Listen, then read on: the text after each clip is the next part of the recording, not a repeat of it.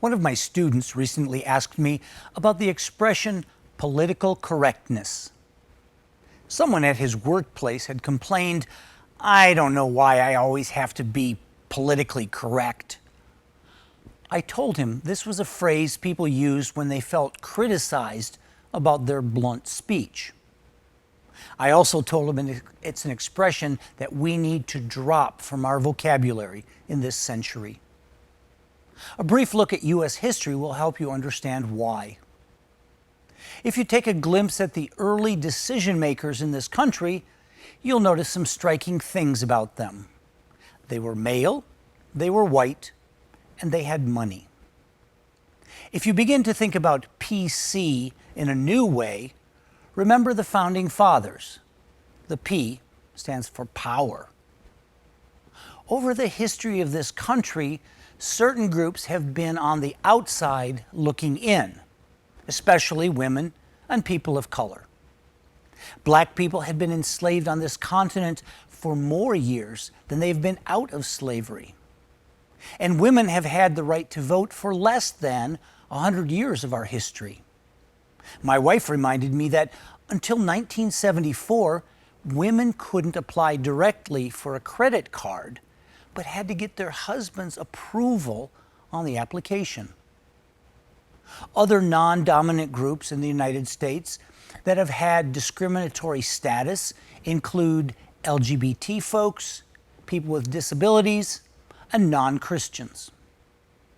I note that earlier in my lifetime, it used to be okay to publicly tell jokes that made fun of these groups based on stereotypes. Happily, today, it has become largely inappropriate to tell these jokes in public spaces. However, there is now a backlash against this public pressure to not stereotype and discriminate. People who look a lot like me, white, male, Christian, hetero, non-poor, didn't want to give up the power of saying whatever they liked to say.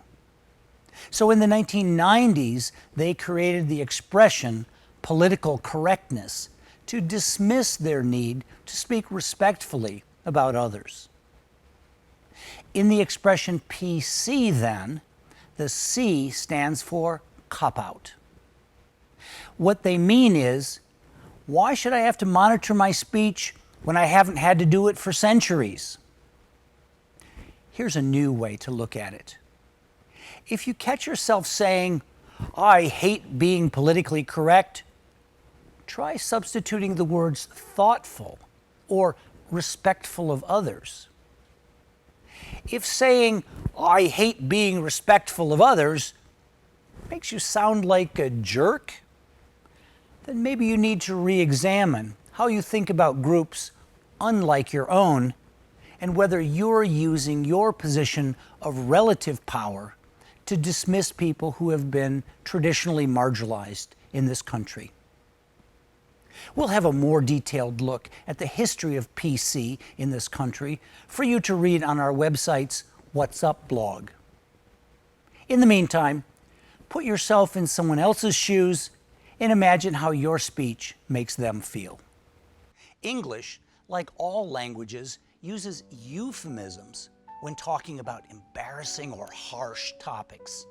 For example, we say restroom instead of toilet because it sounds less dirty, and we say he was let go because it sounds nicer than he was fired. Another way to indicate delicate situations is to use the first initial instead of a strong word.